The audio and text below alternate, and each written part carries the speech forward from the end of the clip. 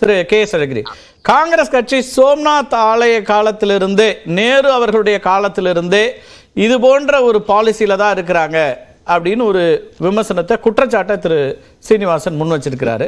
இதை எப்படி பார்க்குறீங்க? தொடர்ச்சியா எல்லோரும் ஏற்றுக்கொள்ளக்கூடிய ஒரு நிகழ்ச்சி காங்கிரஸ் புறக்கணிக்கிறது, அவங்கள மக்கள் புறக்கணிப்பாங்க, எங்களுக்கு ஒன்றும் பிரச்சனை இல்லை, மக்கள் பார்த்துப்பாங்கிறார். மதசார்பின்மை என்பதை மகாத்மா காந்தியிடம் இருந்துதான் காங்கிரஸ் கற்றுக்கொண்டது. தன்னுடைய நவகாளி யாத்திரையில் மகாத்மா காந்தி அதை தெளிவாக சொன்னார். ஐரோப்பிய பத்திரிகையாளர்கள் அவரை பார்த்து கேட்டார்கள், உங்களுடைய நண்பர் ஜின்னா நேற்று இஸ்லாமிய குடியரசு ஒன்றை நிறுவி இருக்கிறார், நீங்கள் நாளைக்கு இந்தியாவில் ஒரு குடியரசை நிறுவ இருக்கிறீர்கள், அது என்ன இந்து குடியரசாக இருக்குமா என்று அவர்கள் கேட்டார்கள். அதற்கு மகாத்மா காந்தி பதில் சொன்னார், நான் ஒரு இந்து. அத்தோடு அவர் நிறுத்தவில்லை, நான் ஒரு உண்மையான இந்து என்று சொன்னார். ஏன்னா அப்ப பொய்யான இந்துக்களும் இருந்தார்கள். அதனாலதான் அவர் தன்னை ஒரு உண்மையான இந்து என்று கூறிக்கொண்டார். எனக்கு கடவுள் மீது நம்பிக்கை உண்டு, ராமபிரானை நான் வணங்குகிறேன், அவருடைய வழிகாட்டுதலில் நான் செயல்படுகிறேன், அவருடைய வழிகாட்டுதலின் பிரகாரமே நான் உண்கிறேன், உறங்குகிறேன், நடக்கிறேன், எழுகிறேன். ஆனால் இவைகளெல்லாம் எனக்கு மட்டும்தான் சொந்தம். நான் என்னுடைய பக்கத்து வீட்டுக்காரர் மீது இதை திணிக்க மாட்டேன். அதே போலதான் என்னுடைய அரசாங்கம் என்பது அனைத்து மக்களுக்குமான அரசாங்கமாக இருக்குமே ஒழிய, மத சார்பற்ற அரசாங்கமாக இருக்குமே ஒழிய, ஒரு மதத்தை குறிக்கிற அரசாங்கமாக என்னுடைய அரசாங்கம் இருக்காது என்று சொன்னது நேரு அல்ல, கம்யூனிஸ்ட் கட்சியினுடைய டாங்கி அல்ல, திராவிடர் கழகத்தினுடைய தந்தை பெரியார் அல்ல, காங்கிரஸ் கட்சியினுடைய மகாத்மா காந்தி அதை சொன்னார்.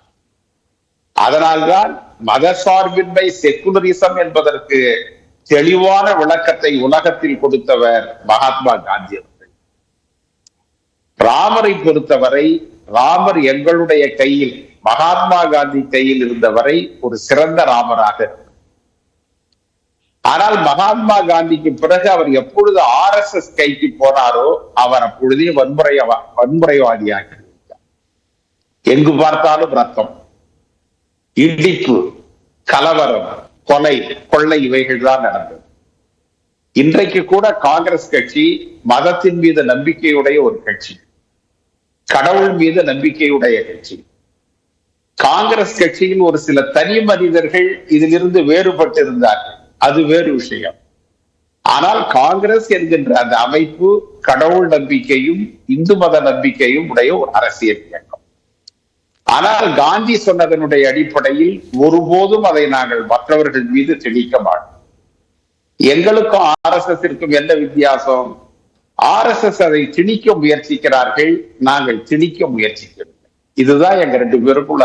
காங்கிரஸ் இந்து மத கட்சியா? அத எனக்கு அதை தெளிவுபடுத்துங்க. நீங்க சொல்றது இந்து மதத்தின் மீது நம்பிக்கையுடைய ஒரு கட்சி, இஸ்லாம் மீதும் நம்பிக்கையுடைய, இஸ்லாமியர்களையும் ஏற்றுக்கொள்ளக்கூடிய கட்சி, கிறிஸ்துவர்களையும் ஏற்றுக்கொள்ளக்கூடிய கட்சி, பௌத்தர்களையும் ஏற்றுக்கொள்ளக்கூடிய கட்சி. ஆனால் அடிப்படையில் அதனுடைய பெரும்பான்மை தலைவர்கள் இந்துக்களாக இருந்தார்கள், இந்து மதத்தை ஏற்றுக்கொண்டார்கள். மகாத்மா காந்தி இந்து மதத்தை ஏற்றுக்கொண்டார், பட்டேல் இந்து மதத்தை ஏற்றுக்கொண்டார், ராஜேந்திர பிரசாத் ஏற்றுக்கொண்டார், அனைவரும் ஏற்றுக்கொண்டார்கள். இதில் இன்னொரு சிறந்த விஷயம் என்ன திரு சீனிவாசன் குறிப்பிடுறாருன்னா, கடந்த 50 ஆண்டுகளாகவே ராமர் இல்ல அப்படின்னு சொல்றதுல தொடங்கி ராமர் கோயில் எதிர்ப்புங்கிறதுல தொடர்ச்சியா காங்கிரஸ் கட்சி இருக்கு. அவங்களுடைய ஹிஸ்டாரியன்ஸ் வரைக்கும் சொல்றாரு, மார்க்சிஸ்ட் ஹிஸ்டாரியன்ஸும் இருக்காங்க, காங்கிரஸ் கட்சி தான் இதுல தொடர்ச்சியாக எதிர்ப்பு நிலையில ராமரே இல்லைன்ற இடத்துல இருக்குங்கிறார். இல்ல இல்ல இல்ல ராமரே இல்ல நான் அதுல உங்களுக்கு விளக்கம் சொல்றேன். பாபருடைய ஒரு படைத்தலைமை, ஒரு காட்டு மிராண்டி ராமர் கோயிலை இடித்து விட்டு அங்க பாபருக்காக ஒரு மசூதி கட்டு. வரலாற்று ஆசிரியர்கள் சொல்வது அவனை காட்டு மிராண்டி என்று சொல்லுகிறார். நீங்க எல்லா மன்னர்களுக்குமே அந்த குணம் இருந்தது. இஸ்லாமியர்கள் வராத கோயில்களில் கூட இந்து கோயில்கள்ல கடவுளுடைய கை உடைக்கப்படுகிறது, மூக்கு உடைக்கப்படுகிறது, சிலை துண்டிக்கப்படுகிறது, தலை எடுக்கப்படுகிறது. இஸ்லாமியர்களே அங்கே வரவில்லை, கிறிஸ்துவர்கள் அங்கே வரவில்லை. யார் அதை செய்தார்கள்? ஒரு இந்து மதருக்கும் இன்னொரு மதருக்கும் ஏற்பட்ட தகராறுல அவர்கள் கோயிலை அழித்தார்கள்.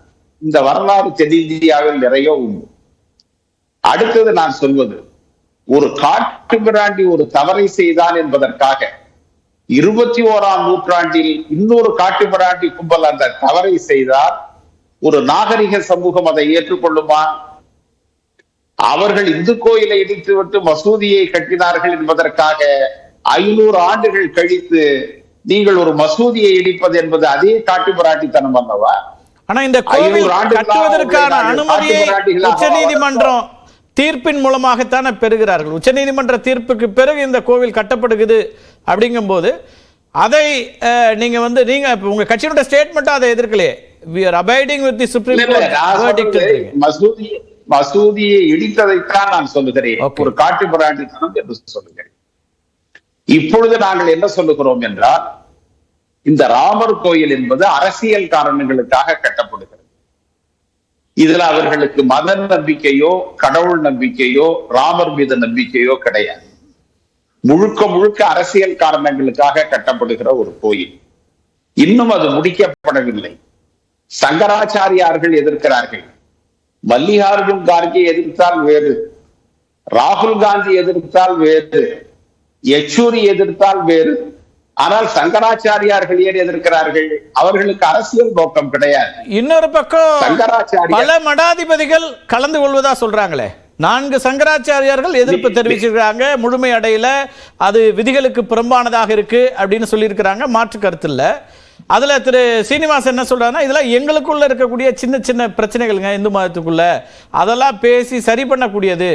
ஆனால் காங்கிரஸ் அரசியல் வேறு, அதுதான் அங்கே சிக்கல் அப்படிங்கிறார். இல்ல, எங்களுக்குள்ளார இருக்கிறதுனா இந்து மதம் ஒண்ணும் அவங்களுக்கு பட்டா எழுதி கொடுத்துள்ள யாரும். இந்து மதம் காங்கிரசிற்கும் சொந்தம், எங்களுக்கும் சொந்தம். நான் என்ன சொல்ல வரேன், சங்கராச்சாரியார்களை உதாரணம் காட்டியதே யார்? இந்த ஊர்ல இருக்கிற கடவுள் நம்பிக்கை உடையவர்கள் தான் எதற்கெடுத்தாலும் சங்கராச்சாரியார்களை மேற்கோள் காட்டுவார்கள். இன்றைக்கு அந்த சங்கராச்சாரியார்கள் அதை எதிர்க்கிற பொழுது அவர்கள் ஏற்றுக்கொள்ள வேண்டுமா அல்லவா? சங்கராச்சாரியார்கள் என்ன அரசியல் காரணங்களுக்காக எதிர்க்கிறார்களா? காங்கிரஸ் சொல்லி எதிர்க்கிறார்களா? யெச்சூரி சொல்லி எதிர்க்கிறார்களா? ஸ்டாலின் சொல்லி எதிர்க்கிறார்களா? சங்கராச்சாரியார்களுக்கு அரசியல் திரு ஸ்ரீனிவாசன் குறுக்கிட விரும்புறாரு. அந்த கேள்வி எடுத்துட்டு உங்கள்கிட்ட வர திரு அழகிரி. ஒரு சின்ன கிளாரிபிகேஷன். எஸ், ஒரு ஐயா அழகிரி அவர்களுக்கு ஒரு சின்ன கிளாரிபிகேஷன், நீங்க அதையும் சேர்த்து சொல்லுங்க. காங்கிரஸ் கட்சி அயோத்தியில ராமர் ஆலயம் வருவதை விரும்புகிறதா, ஏற்கிறதா, மறுக்கிறதான்னு சொல்லுங்க. சங்கராச்சாரியார்கள் அதை ஏற்கிறார்களா, மறுக்கிறார்களான்னு சொல்லுங்க. இங்க இருக்கிற விவாதம் என்னன்னா, இந்த ஆலயத்துக்கான திருப்பணியை, அந்த பிராண பிரதிஷ்டை என்று சொல்கிறோமே, அதை எந்த காலகட்டத்தில் செய்வது என்பதுல சின்ன கருத்து வேறுபாடு இருக்கலாம். ஆனால் அங்கே ராமர் ஆலயம் வர வேண்டும் என்பதை எந்த சங்கராச்சாரியார் அவர்களும் இந்த நாட்டில் எதிர்க்கவில்லை, மறுக்கவில்லை, ஏற்கிறார்கள். ஆனால் காங்கிரஸ் கட்சியும் கம்யூனிஸ்ட் கட்சியும் அங்கே ராமர் ஆலயமே கூடாது என்று நினைக்கிற கட்சிகள், அதை கொள்கையாக அறிவித்த கட்சிகள். நீங்க உங்களை போய் சங்கராச்சாரியாரோட இணைச்சுக்கிறீங்க எப்படி? பாபரி மஸ்ஜித் தான் இருக்க வேண்டும் என்று சொன்ன கட்சிகள் நீங்க. அங்கே ராமர் ஆலயம் வரணும், அந்த பிராண பிரதிஷ்டை நிகழ்ச்சி எப்ப நடத்த வேண்டும் என்று சொல்கிறவர்கள் சங்கராச்சாரியார்கள். இந்த ரெண்டையும் நீங்க வேறுபடுத்தி சொன்னால் எனக்கும் இதை கேட்பவங்க ஒரு கேள்வியை நான் திரு அழகிரி அவர்களுக்கு முன்வைக்கலாம். எஸ், திரு அழகிரி. அதாவதுங்க, சங்கராச்சாரியார்கள் ராமர் கோயில் கும்பாபிஷேகம் அங்கே நடைபெறுவதை எதிர்க்கிறார். நாங்களும் எதிர்க்கிறோம். நாங்க எதற்காக எதிர்க்கிறோம்? நீங்கள் இதை அரசியல் காரணங்களுக்காக செய்கிறீர்கள். இன்னும் கோயில் முழுமையாக கட்டுமானம் நடைபெறவில்லை. நீங்கள் கோயில் கட்டுமானம் நடைபெறுவதற்கு முன்பே அதை திறக்க முயற்சிப்பதற்கு காரணம் தேர்தல் ஒரு காரணம். ராமரை கொண்டு வந்து ஒரு பகடைக்காயாக உங்கள் கையில் விடுவதற்கு நாங்கள் தயாராக இல்லை. ராமர் வேறு, அரசியல் கட்சிகள் வேறு. எனவே இதில் பாரதிய ஜனதாவோ RSSஓ செய்வதை சங்கராச்சாரியார்கள் ஏற்றுக்கொள்ளவில்லை. இதுல யாரும் மாறுபடவே முடியாது. நான் ஒண்ணு எதையும் திருச்சி சொல்லல, இதுதான் உண்மை. ஓகே, முதல் கட்ட கருத்து ஏற்கிறீர்களான்னு கேட்கிறேன். அயோத்தியில ராமனுக்கான கோவிலை நீங்கள் ஏற்கிறீர்களா என்ற கேள்வி காங்கிரஸ் நீங்கள் சொல்லிட்டீங்கன்னா இந்த விவாதத்தில் தெளிவு கிடைக்கும். அங்கே ராமருக்கு ஆலயம் என்பதை ஏற்கிறீர்களா? அது தேர்தலுக்கு முன்னாலேயா பின்னாலன்றதா உங்க பிரச்சனையா? கோவில் இருப்பது சரியா? நான் சொல்றேங்க, ராமருக்கு லட்சம் கோயில்கள் கட்டி இருக்கிறார்கள். காங்கிரஸ்காரர்களும் கட்டி இருக்கிறார்கள். மகாத்மா காந்தி தன்னுடைய ஆசிரமத்திலேயே ராமர் கோயிலை கட்டி வைத்திருக்கிறார். ராமர் கோயில் யாருக்கு எதிரானது? நான் ஆரம்பத்திலேயே சொன்னேன், கடவுள் நம்பிக்கையுடைய மத நம்பிக்கையுடைய ஒரு அரசியல் இயக்கம் காங்கிரஸ் கட்சி. எங்களுக்கு ராமர் மீது வெறுப்பு கிடையாது. ஆனால் ராமரை மையமாக வைத்து நீங்கள் செய்கிற அரசியலை காங்கிரஸ் ஏற்றுக்கொள்ளவில்லை. அதுதான் எங்களுடைய. நான் வர திரும்ப இரண்டாவது சுற்றுலயே சொல்ல நேரடியாக அங்க கோவில் அயோத்தியில ராமர் கோயில் வேணுமா வேண்டாமாங்கிறதுல என்ன நிலைப்பாடு? மன்னிக்கணும், ஒரு அரை நிமிஷம் அவகாசம் கொடுங்க கார்த்திகை செல்வன், ஒரு அரை நிமிஷம் அவகாசம் கொடுங்க. நான் ஒரு சின்ன ஒரு கருத்து மாற்றம் முன்வைக்கிறேன். ஐயா சொன்னாங்க, ஒரு காட்டு மிராண்டித்தனத்திற்கு இன்னொரு காட்டு மிராண்டித்தனம் தீர்வில்லை. கோவிலை இடித்து அவர் அங்கே பாபர் ஆலய மசூதி கட்டினா அதுக்காக நாம இருக்கக்கூடாது சொன்னாங்க. இந்த லாஜிக்க ஏன் காங்கிரஸ் கட்சி சர்தார் பட்டேலும் சோமநாதபுரத்துக்கு அப்ளை பண்ணல? இந்தியா சுதந்திரம் அடைந்த பிறகு பட்டேல் உள்துறை அமைச்சராக பிறகு சோமநாதபுரத்தில் இருந்த மசூதியை அரசாங்கமே இடித்துவிட்டு அங்கே சிவபெருமானுக்கு ஆலயம் எழுப்பினார்களே, அதற்கு என்ன காரணம்? அது என்ன மதசார்பற்ற தன்மை என்பதை அண்ணன் அழகிரி அண்ணனும் அருணன் அண்ணனும் விளக்கி சொல்லணும். சரி, ரைட், பேசலாம். திரு அருணன் அடுத்த சுற்றுல வரட்டுங்களா? நீங்க இல்லைன்னா இதுக்கு மட்டும் பதில் சொல்லிடுங்க. நான் திரு நவநீத் அதே போல இல்ல ஒரே ஒரு பாயிண்ட் தான் எனக்கு ரொம்ப ஆச்சரியமா இருந்துச்சு. நண்பர் சீனிவாசன் சங்கராச்சாரியார்கள் பத்தி அப்படி போற போக்குல அதுக்குள்ள எல்லாம் தலையிடாதீங்க அப்படின்னு சொன்னது. அதுல ஒரு சங்கராச்சாரியார் ரொம்ப தெளிவாக ஒரு விஷயத்தை குறிப்பிடுகிறார். எப்ப இந்த பிரதிஷ்டை பண்ணணுங்கிற விஷயத்துக்குள்ளேயும் அவர் போய், அது மட்டுமல்ல, அவர் அடிப்படையான ஒரு கேள்வியை எழுப்பி இருக்கிறாரு. அது காங்கிரஸ் கம்யூனிஸ்டுகள் போன்றவங்க எழுப்புகிற கேள்வி. அது என்னன்னா, இந்த நாட்டுடைய மரபு என்னன்னா, அரசன் வேறு மத தலைவர்கள் வேறு. இதுதான் பன்னெடுங்காலமாக இருந்தது. ஆனால் இப்பொழுது ஒரு அரசியல் தலைவர் மத தலைவராக பார்க்கிறார். தெளிவா சொல்றாரு, இது நம்முடைய மரபுக்கு எதிரானது, இது அரசியல் ஆதாயத்திற்காக செய்யப்படுகிற வேலை என்று சங்கராச்சாரியார் சொல்லுகிறார். இது ஒரு முக்கியமான கருத்தா இல்லையா? அதுக்குள்ள அதையும் பதிவு செய்யற உள்ளூர் பஞ்சாயத்துக்கிற மாதிரி பேசுறாரு. இது கருத்தியல் போராட்டம். பேசலாம். ராமர் ஆலயமே அரசியல் தாங்க. இல்ல இல்ல, அதாவது ஒரு 500 ஆண்டு அரசியல் நீங்க தான் தெளிவா சொல்றீங்க, தேர்தல்ல பாப்போம். அப்ப இது உங்களுக்கு அரசியல் அஜெண்டா. அது இந்த அரசியல் அடிப்படையில் தான் நீங்க கோவில் கட்டுறீங்க. இது ஆன்மீக. ஆமாம் சார், இது ரகசியம் இல்ல சார், ஓபன் சீக்ரெட் சார் இது.